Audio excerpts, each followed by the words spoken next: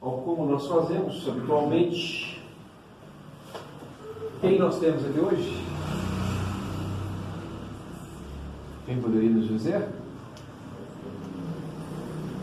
Quem conhece essa figura aí? Essa figura lendária, um dos grandes baluartes da doutrina espírita e tido como o espírito mais caridoso que nós já tivemos nos últimos tempos aqui entre nós. Era um médico. Nosso irmão Bezerra de Menezes, né?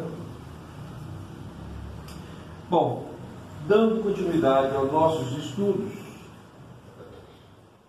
dentro da pedagogia espírita, nós temos trabalhado a mediunidade.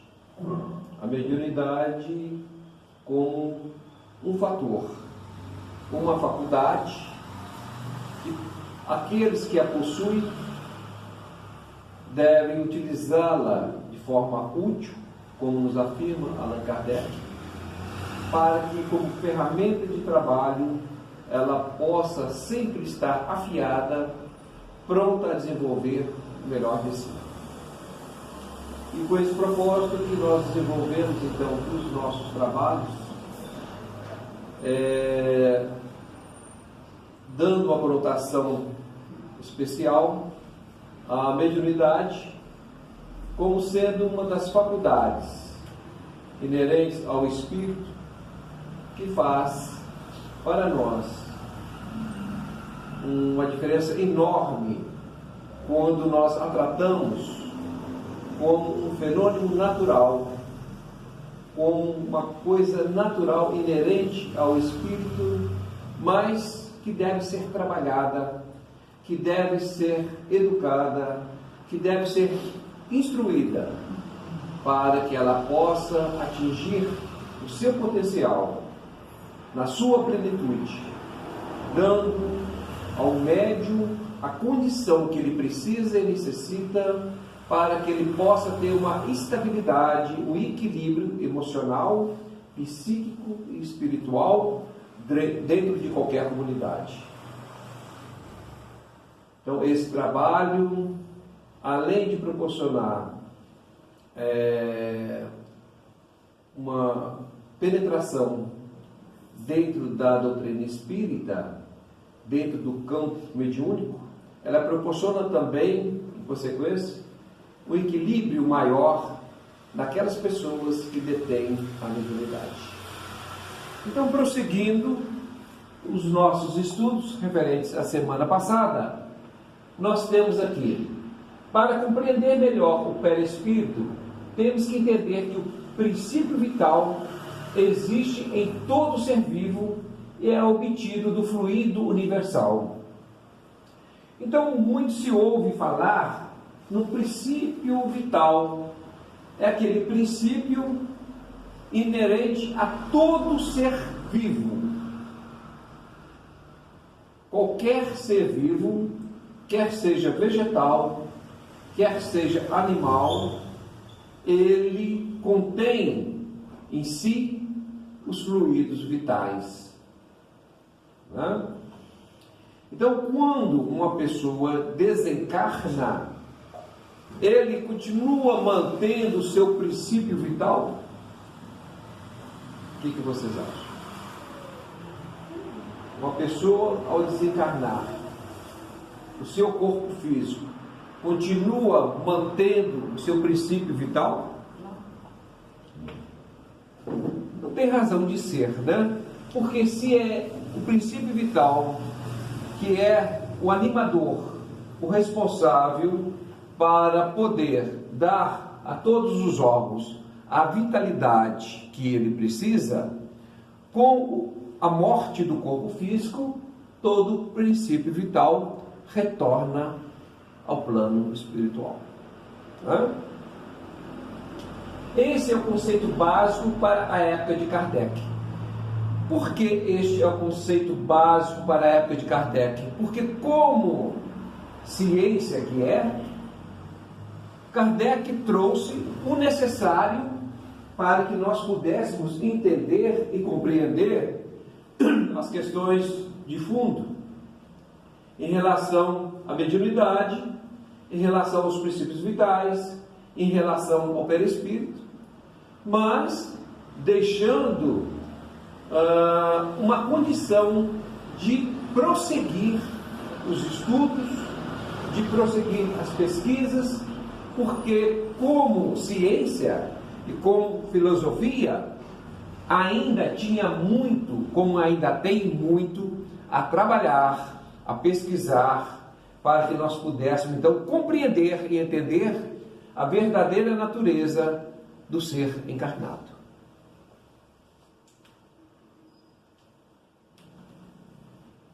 O Espírito tira do fluido cósmico universal o envoltório semimaterial que constitui o seu perispírito e é, ainda por meio deste fluido energia, que ele atua sobre qualquer matéria inerte que se queira colocá-la em movimento pela vontade do Espírito. Bem, aqui nós estamos trabalhando a questão dos movimentos de objetos durante uma sessão mediúnica através de um trabalho de efeito físico, onde o médium ele recebe, através do transe mediúnico, os irmãos do plano espiritual, compartilhando com ele, para que produza esses efeitos físicos. Como já dissemos também, que hoje na prática são muito poucas casas espíritas que fazem sessões mediúnicas de efeito físico, porquanto hoje já dispensa esse tipo de trabalho dentro de uma casa espírita, porque se perde, se consome muita energia, muito fluido vital, sem uma utilidade maior.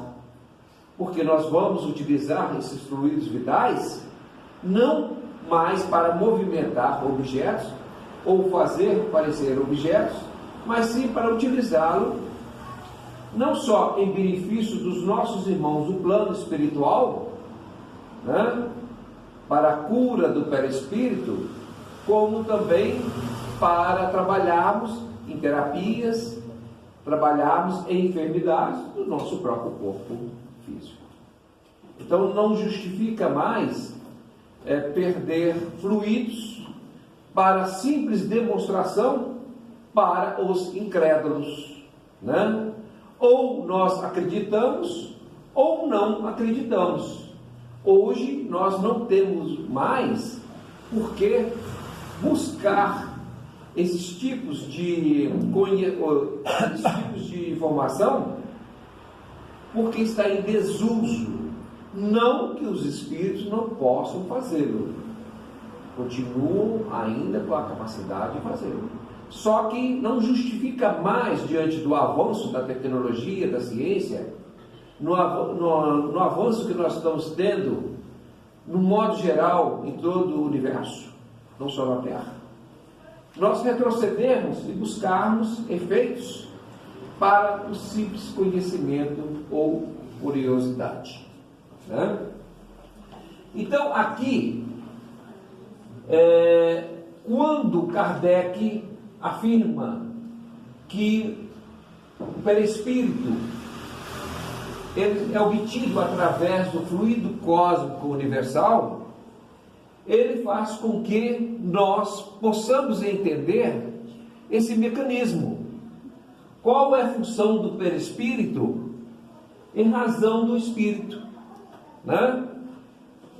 Ele nos afirma que o perispírito é o corpo fluídico, é o corpo espiritual necessário a revestir o espírito enquanto dele precisar o espírito, buscando o seu crescimento, a sua evolução, o seu desenvolvimento. E é do fluido cósmico universal que se faz, que se obtém, que se constrói, que se fabrica o perispírito, Porque nós temos três coisas no universo. Nós temos Deus, matéria, ou fluido cósmico universal, e espírito. Né? Então, o que não é Deus, o que não é espírito, vai ser fluido cósmico universal. Então, tudo que existe é proveniente do fluido cósmico universal, e como tal, o perispírito. Agora, veja só uma sutileza aqui. O perispírito é feito do fluido cósmico universal, como afirma Allan Kardec nas informações obtidas dos nossos irmãos do plano espiritual. E o espírito? De que é formado? Nenhum de nós sabe. Deus não falou que existe três coisas no universo? Existe Ele, Deus, Espírito e matéria. Né?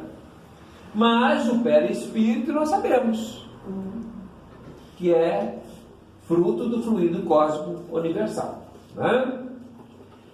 E graças ao perispírito, por ele ter essa característica ainda de aspecto material, do qual Allan Kardec afirma, né, semimaterial, para ser mais exato, que é uma terminologia que Kardec utilizou, é a chave de muitas faculdades, né, de muitos fenômenos que cabe a nós, estudiosos, pesquisadores, buscar para que a gente possa verificar quais são os caminhos que devemos seguir dentro de um estudo sério e permanente a respeito do perispírito no todo, e em especial em relação à mediunidade.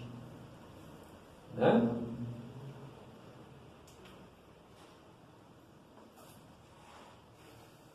O espírito, por um fenômeno natural, mas ainda desconhecido por nós, produz na matéria, objeto, uma espécie de vida factícia. Sob esse efeito, a matéria se movimenta como se estivesse vida animal.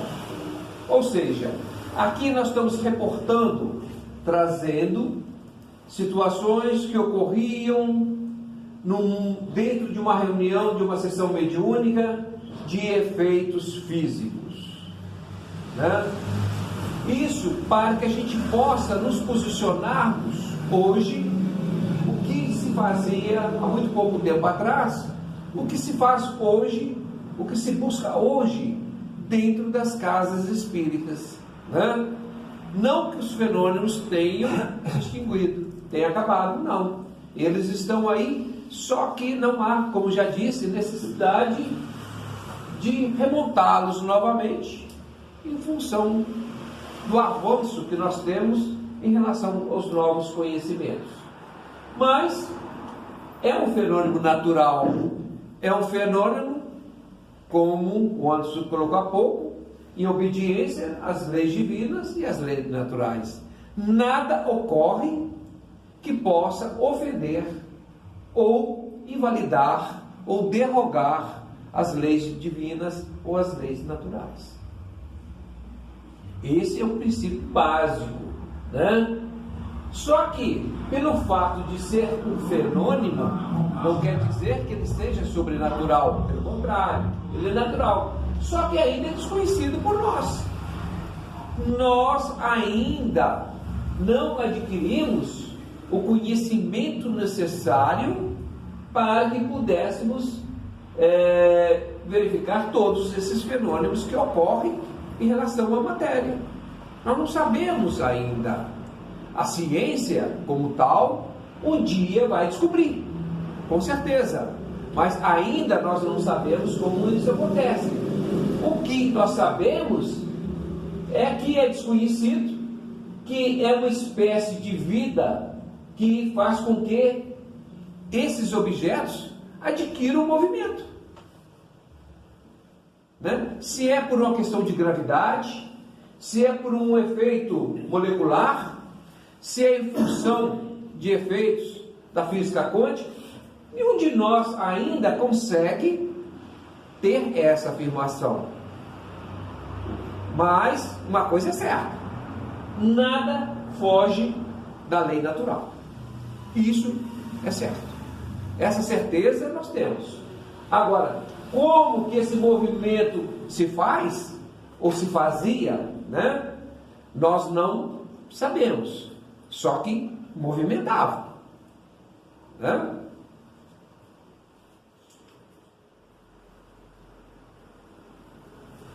O exemplo de uma mesa que se movimenta por meio de uma reunião mediúnica de efeitos físicos, debaixo das mãos do médium, obedecendo à vontade do espírito, sem ter inteligência para isso. Ou seja, o objeto, ele movimentava sem que ele tivesse inteligência. Ou seja, esse é o objeto, né? É como na gíria, comumente a gente fala assim, né? Engraçado, parece que esse celular tem vida própria. Parece que ele que nos conduz, né? Então são situações assim que faz com que, por um momento, a gente até pense que possa haver inteligência. Inclusive no início, quando Kardec, desconfiando daquela situação onde as mesas movimentavam e giravam, esse fato que o levou para dentro do Espiritismo. Porque como professor estudioso, ele era certo que não acreditava. Não, existe algum engodo, existe alguma coisa através desses movimentos dos quais as pessoas estão sendo ludibriadas. Até que, comparecendo numa reunião, numa sessão, ele comprovou o fenômeno, e a partir daí que ele se dispôs a estudar e deu o resto da sua existência na busca desses conhecimentos, desses estudos, deixando um legado grande, que foram as obras básicas para nós. Apenas como alicerce, repito, como base, nada acabado ainda, né? Imaginemos a construção de uma casa, ele deixou o alicerce. Cabe a nós levantarmos essa casa, esse edifício, né? Enquanto ciência, enquanto filosofia e mesmo, por que não, religião.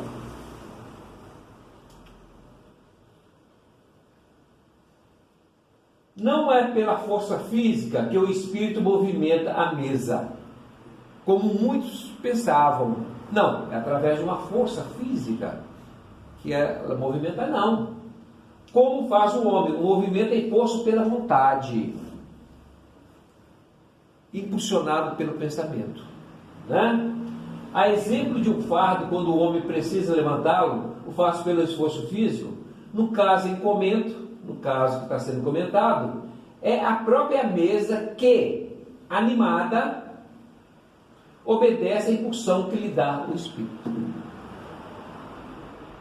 Ou seja, ela se transforma não no aspecto físico, mas acredito eu, de uma forma grosseira, no seu aspecto molecular, que lhe dá a condição de ter uma semelhança animada, ou seja, de movimento, onde pelo pensamento ela pode ser movimentada.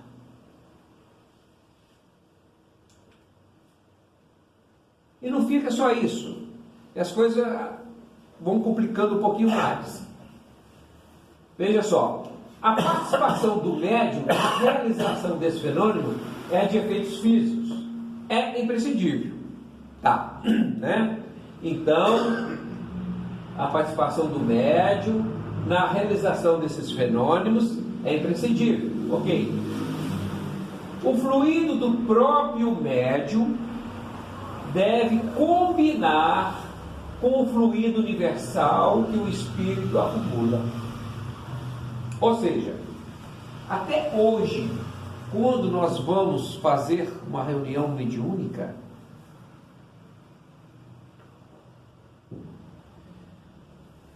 Isso ainda acontece, ou seja, tem que haver uma combinação fluídica, tem que haver uma sintonia fluídica para que as coisas aconteçam de uma forma útil. Porque se não houver essa combinação, fica difícil o trabalho, né?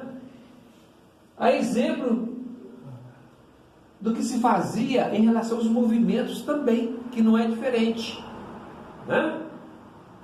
É necessária a união desses dois fluidos, isto é, do fluido animalizado do médium e do fluido universal, que movimenta a mesa como se vida tivesse. Então, isso, gente, isso não é muito melhor de 1862, como é que é? Então, muita capacidade de cada médium, né? Que você falou, né? Sim. Cada um tem uma habilidade, então tem que estar conectado. Com certeza também, sem dúvida alguma, né? E isso foi escrito em 1862, 63, para ir no Livro dos Médiuns, né? Quanto tempo já se passou, né? E os estudos, obviamente, vão avançando. Mas por que trazê-lo, né, para os estudos? Porque como nós estamos estudando, e como bem afirma Allan Kardec, quando você quer conhecer qualquer ciência, trabalhe do início. Comece do princípio, né? Para que através do princípio a gente possa avançar com segurança. É o que nós estamos fazendo aqui, trabalhando a obra, o Livro dos Médiuns, que pertence às obras básicas. Mas, atenção, diz o Espírito, essa vida é apenas momentânea, ou seja, o que ele atribui, que parece ter vida àquela mesa pelo seu movimento, vai explicar o que você perguntou. Essa vida é apenas momentânea, que se extingue com a ação e às vezes antes que essa termine, logo que a quantidade de fluido deixa de ser bastante para animar esse objeto.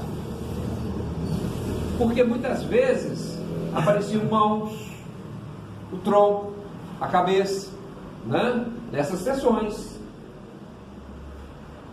E quando é que ele deixava de existir? Quando esvaziavam-se os fluidos, né? O ectoplasma. Quando não havia mais aquela combinação. Quando não havia mais condição de manter os médios ali afinados, concentrados, o desgaste é muito grande, né? Eles permanecem por um curto período, não dá para manter por muito tempo.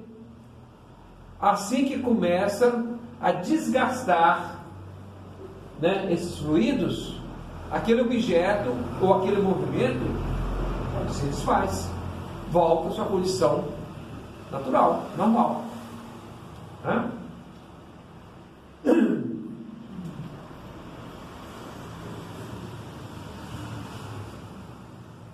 O espírito ainda pode, em alguns casos, atuar sem o concurso de um médium. Aí, outra situação. Nesse caso, o faz a revelia do médium. É aquilo que comentei com você. Quer isso dizer que muitas pessoas, sem que o suspeitem, servem de auxiliares aos espíritos. Então, não há necessidade, em alguns casos, do médium ter essa consciência.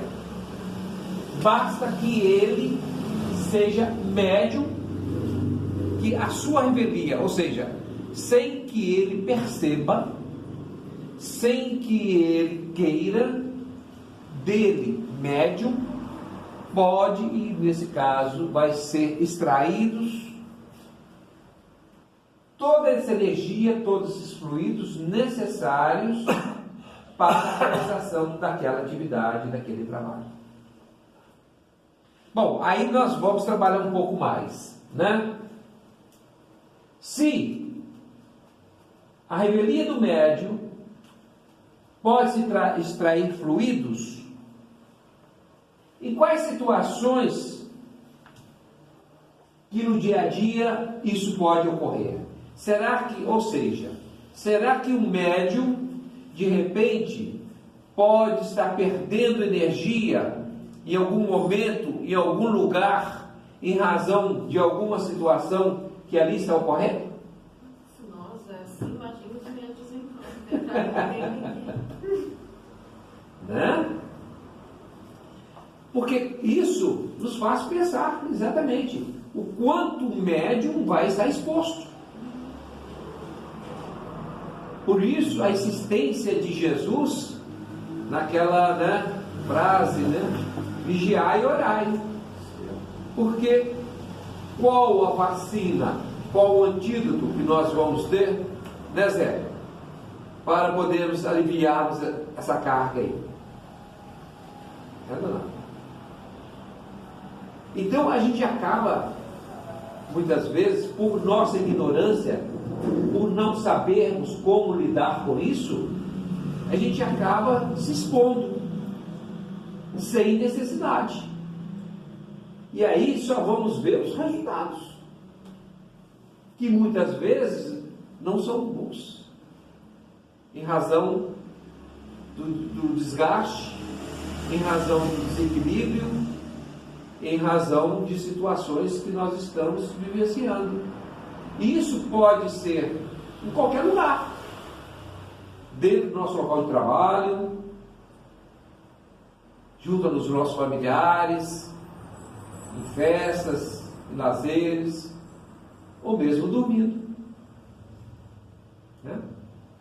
Porque é uma condição natural.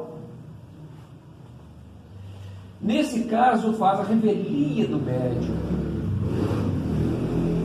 Muitas pessoas, sem que suspeitem, servem de auxiliares aos espíritos.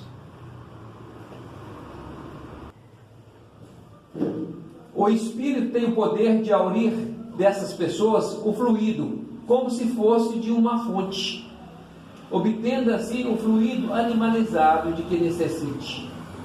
Né? O que são os obsessores? Obsessores? Os espíritos inferiores. Pessoa normal, encarnada, desencarnada, tudo obsessor. Temos, o que não falta são obsessores, encarnados ou desencarnados, né? Mas são espíritos que, sem conscientização, ainda necessitam dos nossos fluidos para continuarem a agirem, a sentirem, a ter as sensações. As sensações que necessitam. Exato. Então nós temos, como foi dito, né? Vamos trabalhar aqui com os obsessores desencarnados. O que são, resumindo, obsessores encarnados? São espíritos em desequilíbrio que, em função da sua natureza moral atual, ele se encontra no estado debilitado, incapacitado de ter um raciocínio em equilíbrio, sendo assim, o faz dele um instrumento, muitas vezes, da ignorância ou da maldade. E, como tal, eles procuram se associar àqueles irmãos encarnados que se encontram também em desequilíbrio, na mesma faixa de sintonia, na mesma condição, e juntos vão fazer aquilo que eles sabem fazer de melhor, que é muitas vezes criar situações totalmente contrárias às leis divinas, fazendo mal para si e para os outros. Um exemplo disso são as pessoas que utilizam drogas, O desencarnado, quando no mundo espiritual ainda não perdeu a condição do vício, ele vai buscar estar junto com pessoas que detêm esse vício para parelhar com ele, para estar com ele e sentir o prazer, sentir as sensações de um drogado. Por isso que às vezes é complicado as internações desses irmãos encarnados. Vai, interna, faz o tratamento, só trabalha a questão química, né? E muitas vezes dificilmente dá resultado. Por quê? Porque quando eles saem de lá, enquanto está sofrendo, passando por aquele processo todo de desintoxicação, de tratamento, né, inclusive psicológico muitas vezes, ele está recebendo ali um auxílio. Mas quando ele sai, ele está exposto novamente. É muito mais fácil o irmão obsessor, que se afinou com aquele irmão, incentivá-lo, motivá-lo a continuar na droga, do que esse irmão obsessor buscar um outro para com ele se afinar. Porque não basta só os dois serem viciados, é preciso que haja uma afinidade entre eles. E essa afinidade, quando você encontra, você não quer largar de jeito nenhum, né? É o que eles fazem. Então, nessas situações, exige um tratamento não só no aspecto químico, mas também no aspecto psíquico e também no aspecto espiritual. É uma realidade nua e crua, para que a gente possa entender e compreender e procurar nos ajustarmos da melhor forma possível. Já que temos que conviver com toda forma de pessoas, no mundo espiritual também não é diferente, né? Aqui se torna mais fácil porque a gente acaba conversando, conhecendo, dialogando e tem os comentários, tem as informações, mas no plano espiritual só nos resta nos precavermos de outra forma, adotando o quê? Parâmetros, procedimentos de cunho espiritual. Mas para que isso aconteça, é preciso que a gente tenha conhecimento, nem que seja o mínimo possível, para a gente poder fazer frente a essas dificuldades. Porque senão, nós vamos estar expostos aí sem defesa. Só vamos perceber quando estivermos lá embaixo, com dificuldades. Não só no aspecto de enfermidade, no aspecto psíquico, como também em abalos morais, espirituais e tudo mais.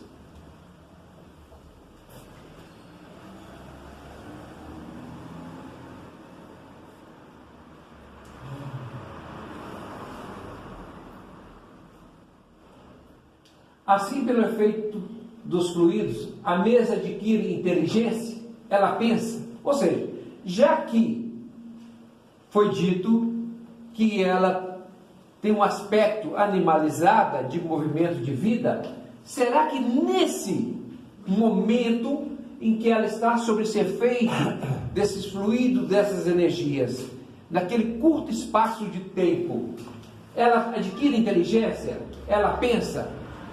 Os espíritos afirmam não, mas a vitalidade de que se acha animada lhe permite obedecer à impulsão de uma inteligência pela vontade. Ou seja, quando esse objeto se encontra dentro dessas condições, ela adquire a condição de movimento, ainda que não tenha nenhuma inteligência, ela movimenta como se tivesse, né? Fica, pois, sabendo que a mesa que se move não se torna espírito, ou seja, porque o espírito aqui pensa, não é matéria. O meu corpo aqui, sem o espírito, não é nada. Eu não estaria aqui falando, né? E para eu estar falando aqui, eu precisaria do meu corpo. Se eu não tivesse, seria através do médium, né? O que se faz as comunicações. Mas Só o meu corpo, ele por si só fala? Não. Assim, pelo efeito dos fluidos, a mesma adquire inteligência? Pensa? Não. Mas a vitalidade que se acha animada lhe permite obedecer a impulsão de uma inteligência pela vontade. Fica, pois, sabendo que a mesa que se move não se torna espírito e que não tem em si mesma capacidade de pensar nem de querer. Ou seja, torna-se um ser inanimado em termos de pensamento e de inteligência, né?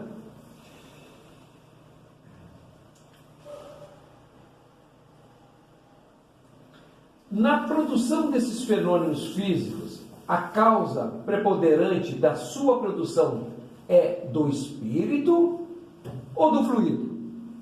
Aí eles vêm respondendo: o espírito é a causa, né? A causa de tudo que existe, que ocorre, é o espírito, porque quem pensa é o espírito, né? O fluido, que é a matéria, né? O instrumento. Ambos são necessários para o seu evento. Então, você utilizando o espírito que pensa, mais a matéria, né, que é o instrumento, nós vamos ter o evento. E quais são esses eventos? Tudo isso que nós falamos, mais as curas, né? Que são eventos produzidos pela matéria e pela vontade, né? Porque o que é a cura do corpo físico?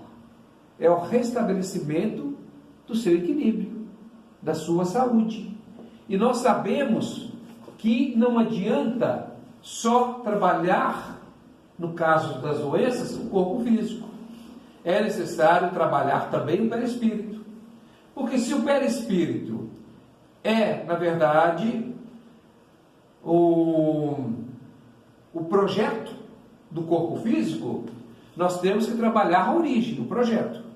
Então, trabalhamos o projeto, que é o perispírito, e trabalhamos o corpo físico. Por isso que nós temos da importância da medicina tradicional para o corpo físico. Não podemos nos dar ao luxo de pensarmos que só a espiritualidade vai resolver as questões referentes ao corpo físico, né?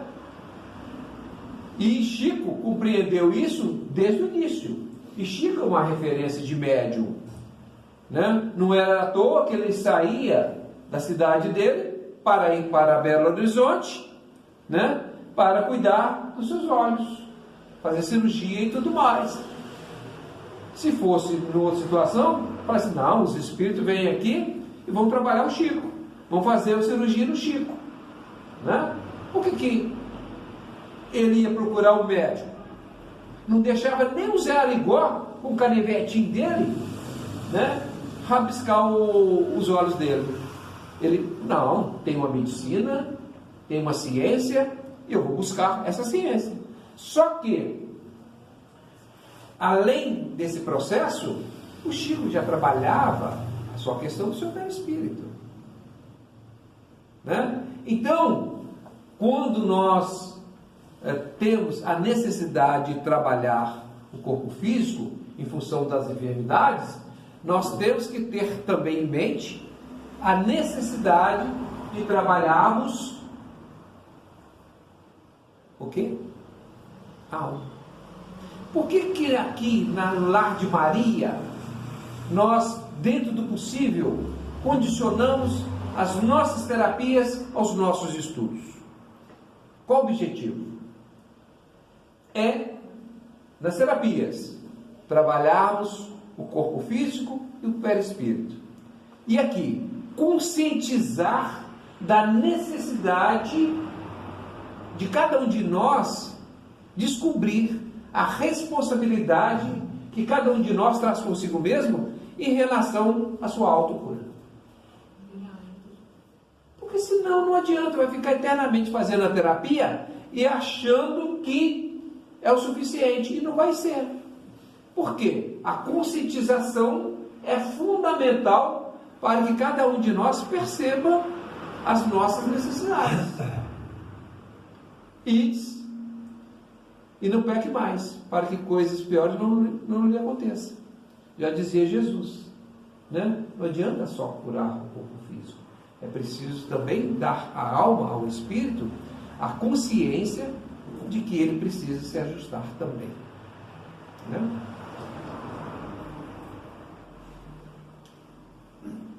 E do médium, nesse caso, desempenha a função de instrumento para atrair os espíritos e secundá-los no impulso que dão ao fluido para realizar os efeitos. Então, no caso aqui, o médium, né, que é o intermediário, ele vai servir de instrumento para quê? Atrair os espíritos. Aqui nós podemos levantar todas as questões. Que espírito que nós vamos atrair para atender a uma necessidade? Vai depender do trabalho a ser realizado, né? Se for para o bem, vai ser um tipo de espírito. Se for para a prática do mal, vai ser espírito em desequilíbrio, né? Então, o médium, cabe ao médium atrair os espíritos. Agora, por isso, a necessidade do médium se instruir para saber que ele é uma fonte de vida, ele é uma fonte de iluminação. E ele tem que ter esse conhecimento para que ele possa sempre trabalhar para o bem, para as coisas úteis, para que ele possa dar o melhor de si enquanto médium, atraindo sempre bons espíritos, para que com ele trabalhe e desenvolva o que é necessário. E com isso nós chegamos ao final de mais um estudo.